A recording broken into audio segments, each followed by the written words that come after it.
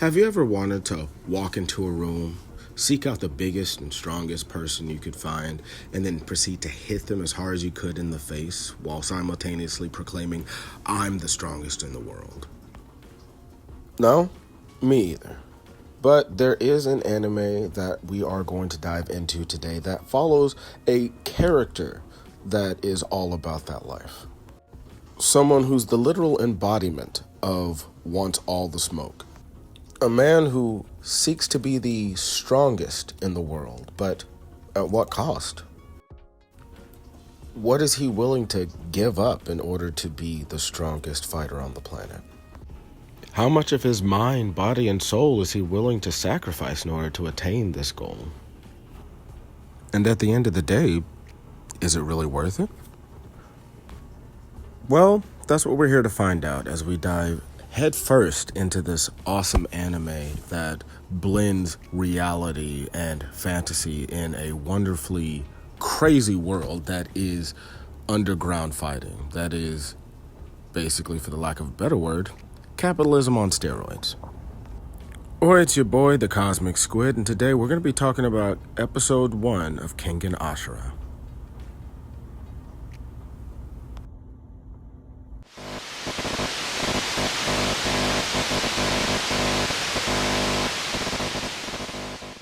So today we're going to be talking about the first episode of Kengan Ashura. Now let me go ahead and start off by prefacing this by saying that I have done a little bit of martial arts and pro wrestling training and things like that. So this is a huge reason as to why I gravitated towards this awesome anime. Don't worry, you'll be seeing a lot more wrestling content and things like that on this channel as well. But I'm going to go ahead and start off by going for what I know, which is this awesome anime that dives into the world of underground Japanese business fighting. Basically, this takes place in a world where McDonald's would probably go up against Burger King for property rights. Pretty crazy stuff, but honestly not that far off. But I'm jumping ahead of myself. The first episode starts from the point of view of company everyman Kazuo Yamashita. Now, this is a real deviation from the main protagonist being an all-powerful super being. No. This takes place from that person's manager. Well, there I go, getting ahead of myself again. But that just goes to show you how much this anime really pulled me in. So basically, this man, company everyman Kazuo Yamashita, comes upon a street fight. There are two men who are basically about to engage in a fist fight in the middle of a back alley. A man we will come to know to be Omatokita, the successor to what's called the Nico style of martial arts. He's going against a man named Kamada the Guardian. Now keep in mind, we don't know this yet. This is just basically a street fight between two large men. One being significantly larger than the other, but two large men nonetheless. Now, this is where it gets really interesting because you're not really seeing it from the protagonist's point of view. Even though you can hear his thoughts, it's very much one of those animes where you can hear everybody's thoughts. You're a psychic. But this is still taking place from the point of view of the guy who's not actually doing any of the fighting. It's one of those situations where you don't know who the main character is going to be until you kind of figure it out early on. Usually being the smaller, scrappier competitor, he made extremely quick work of Kamada the Guardian. Now, once again, after wiping the floor with Kamada the Guardian, a man who's much larger than he is, Kazuo is floored, obviously. Keep in mind, I would be too. Afterwards, Kazuo is so moved by this act of pure unadulterated manliness that he has to, well, we're gonna skip over that part. So of course, after all this happens, it's pretty much back to life as usual for Kazuo Yamashita. Not exactly high on the totem pole, being much older than a lot of the people that he works with. Him being so low on the totem pole is extremely evident by you being introduced to him once again, bowing to someone much younger than him who's chewing him out. Now, there's a sudden change of pace that happens when someone who's even higher on the totem pole than the guy chewing them out pops in and says that the chairman wants to see him. Kazuo Yamashita's life is about to change in a major way, and we all know it. He just doesn't yet. And it's crazy that they're able to build up that tension in his life after he feels like it's just going to be another day at the office. So basically, his boss's boss tells him he's about to meet the guy at the top, Chairman Nogi of Nogi Publications. It's pretty much at this point you start figuring out a bunch of extremely profitable companies fund fighters in order to fight on their behalf for things like company rights and crazy things like that. The business aspect is extremely important in this anime, primarily because you get to see how much power the people with money wield. And these people are betting for astronomical amounts of money. It's complete and total nonsense. But that's another aspect of this anime that really pulls you in, is the fact that, yeah, it is nonsense. Major companies like trying to fund fighters in order to fight on their behalf for something as simple as a right to build a store somewhere, or seeing what company is going to affect which market at what point in time, which is very crazy. So anyway, Kazuo Yamashita basically thinks that the reason why the boss is telling him all this is because he wants to fight on his behalf, which is hilarious when you think about it, and when you really go back and take a look at how the guy looks.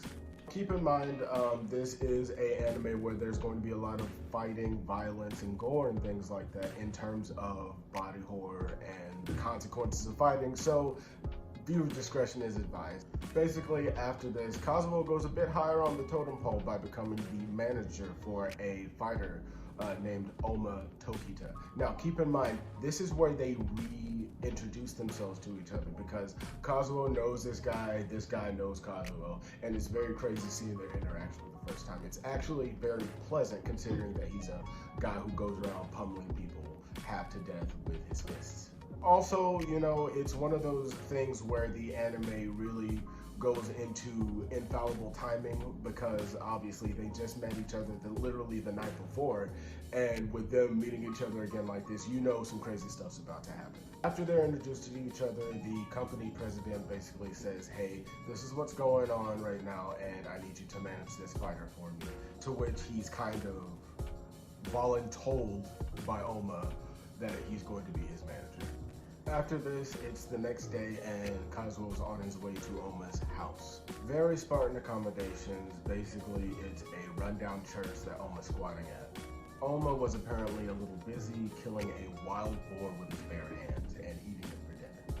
After a miniature freakout, Kazuo sees that it's Oma and that the boar's blood is indeed boar's blood, not his blood. But Kazuo also has several life epiphanies, talking to Oma and talking about his simplistic lifestyle. Think if Liver King was actually real.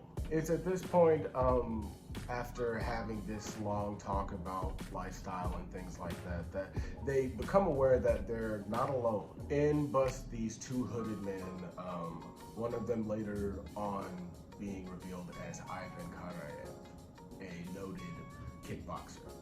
And just like that, end of the first episode. They leave you on a cliffhanger knowing that this guy's a noted kickboxer, and it's very crazy considering the fact that he's not even the person that your eye's drawn to. Instead, you kind of come off as noticing the guy in the background with his arms perpetually crossed, a noted symbol that the guy behind him is way more powerful.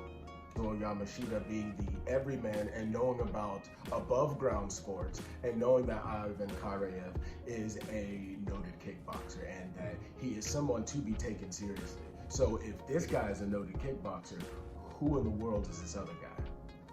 But once again, that is a question that will be answered on the next episode of Kengan Ashura, episode that I will be reviewing on this channel. So don't forget to like, comment, share, and subscribe to our channel. The interaction is very important to us. Keep in mind, this is our first episode, so we're coming in on the ground floor here. So I'm hoping to get 50 likes on this video and at least 5 new subscribers. It's been an absolute pleasure talking to you all about one of my favorite anime, Kengan Ashura. Don't forget, I will be commenting on the next episode, so stay tuned.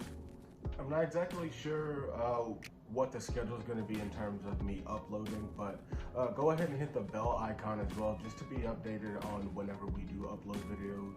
I'm going to be trying to record as much as possible within these next couple of weeks, just to get the content out there so you all can enjoy. So that really does wrap it up. Once again, thank you. This is my first video, so hopefully you enjoy it. And once again, 50 likes, that's what I'm asking for. Let's see if we can get there and start growing up this community. Once again, I'm DaCozmic Squid. You've been awesome, and we will see you soon.